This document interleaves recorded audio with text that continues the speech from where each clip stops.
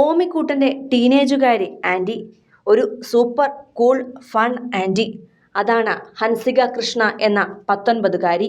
ചേച്ചിയുടെ മകനെ ആദ്യമായി സ്വന്തം കൈകളിലെടുത്ത ചിത്രവും അതിനൊപ്പം പങ്കുവച്ച ഹൻസികയുടെ വാക്കുകളുമാണ് ഇപ്പോൾ ആരാധകരുടെയും മനസ്സു നിറയ്ക്കുന്നത്. നിയോം ബേബി, ഞാൻ നിന്റെ ടീൻ ആൻറ്റി ഹൻസികയാണ്. ഞാൻ ആദ്യമായിട്ടാണ് ഒരു ന്യൂബോൺ ബേബിയെ കയ്യിലെടുക്കുന്നത്.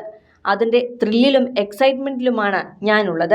ജൂലൈ 5-ാം തീയതി 7:16 PM നീയൊരു മാലാഖയെ പോലെ ഞങ്ങളുടെ അടുത്തേക്ക് വന്ന് പിറന്നു. ഈ ലോകത്തേക്ക് സ്വാഗതം ബേബി. നിന്നെ ഞങ്ങൾ അത്രയും സ്നേഹിക്കുന്നു.